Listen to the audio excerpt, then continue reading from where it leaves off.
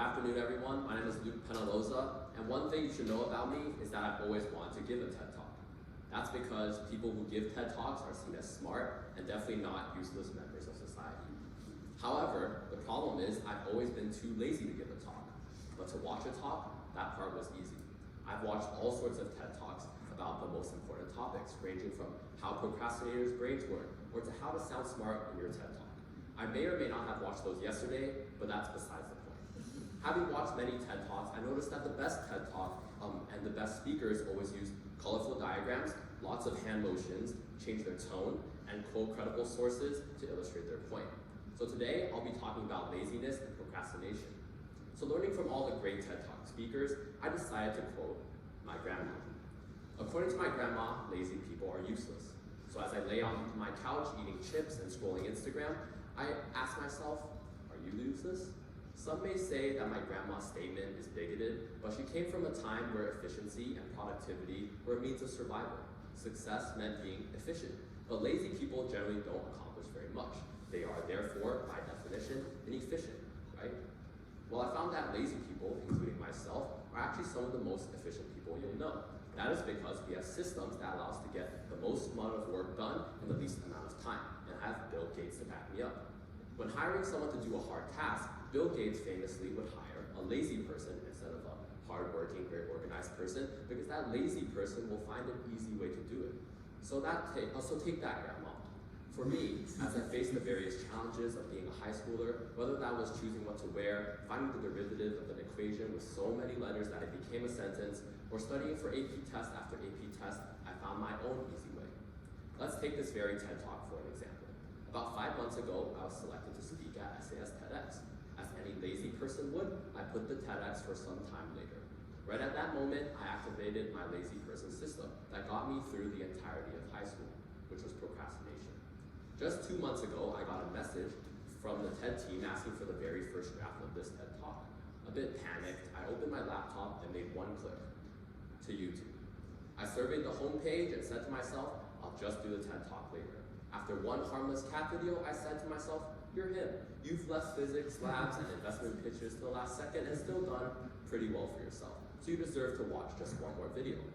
That one cat video turned into me watching a couple more Who's the Best Pokemon videos, which then led to an hour and a half of watching How to Get a Girlfriend tutorials.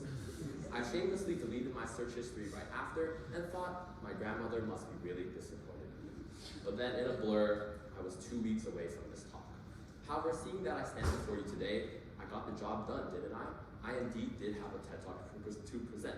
I was actually efficient. I completed an almost 2,000 word script in a couple of, to give myself some credit, well-planned hours. But at what cost? The whole 2 months I had my TED script hanging over my head. I knew I really should have just done it and got it over with, but instead I told myself I'd watch one cat video, and that was that. I spent hours going down rabbit holes just avoiding writing my script. I told myself I'd been in this situation before. Papers, lab reports, presentations, I left all of those to the last minute and actually produced pretty solid products. But I still felt guilty and stressed. I heard my grandma's words echo in my ear. Lazy people are simply useless, so I felt pretty bad about myself. Yet I still chose to put off the script. By watching those YouTube videos now, not only was I now behind on this TED Talk, but I also had homework from other classes, responsibilities at home, sports training, college essays, and the lack of a girlfriend to account for. You can probably imagine this daily existential crisis I have creates quite the snowball effect, one that I'm sure many of you have felt today. It is a guilty, self-deprecating experience because us lazy people know that we should have been productive and focused. The burdens of wanting to do well, socially, professionally, or academically, places enormous stress on everyone who procrastinates, which sacrifices how you're doing emotionally.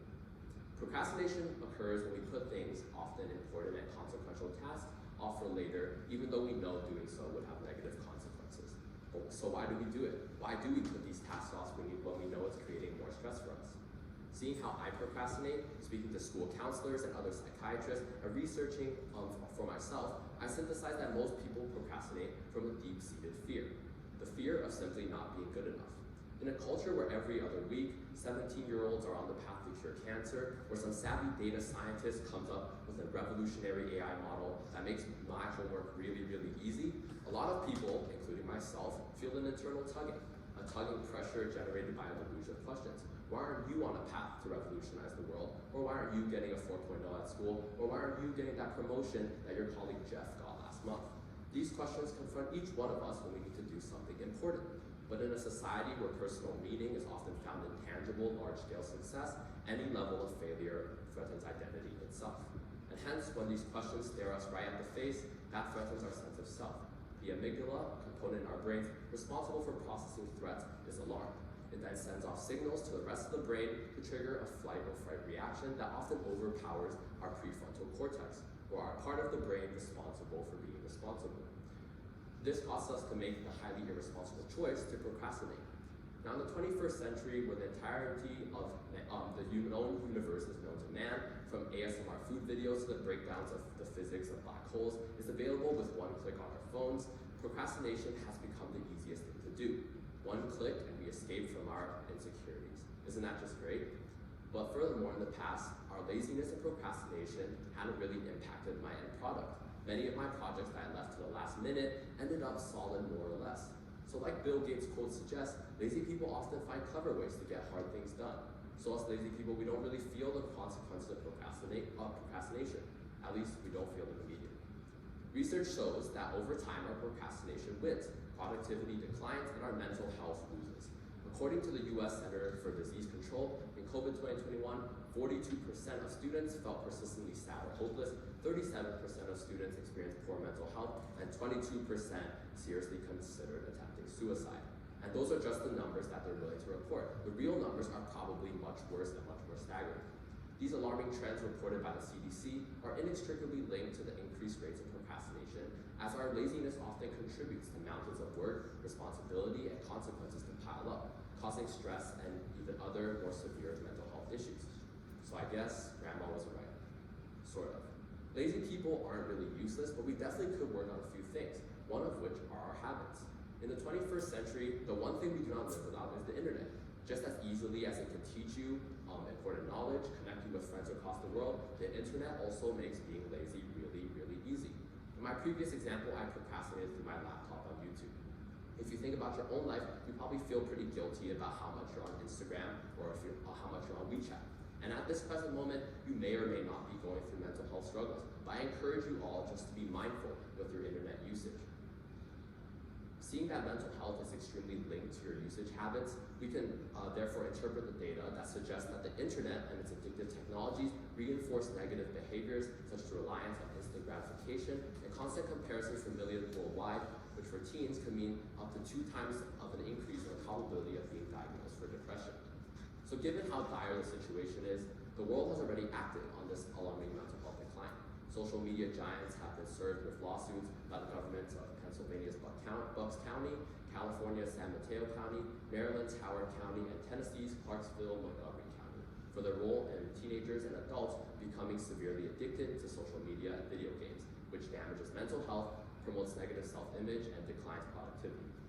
So though these steps are in the right direction, I took it upon myself to make a tangible change. Under this year's Catalyst theme, I embodied the corniest line and probably the line I hate most that teachers use. I tried to be the change I wanted to see in the world.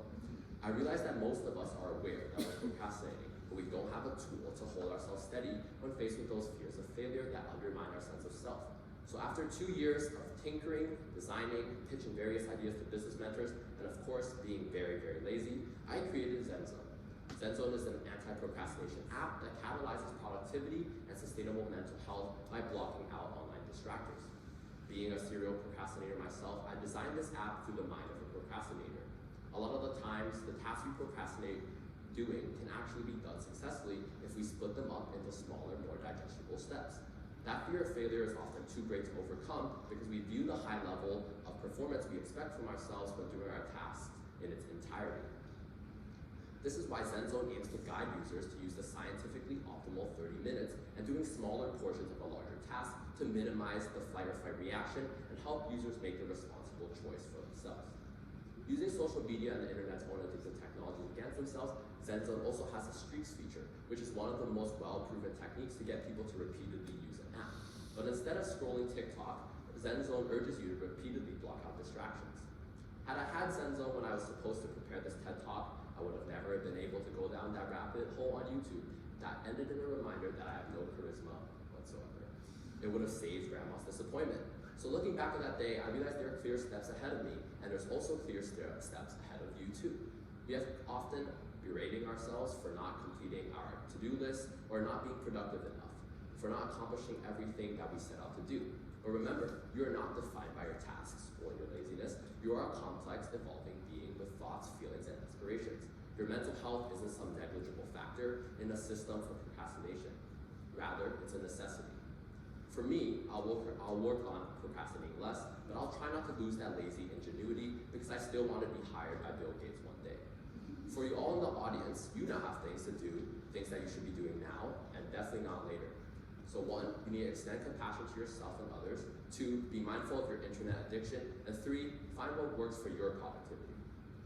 Or you could do these things later. It's really up to you.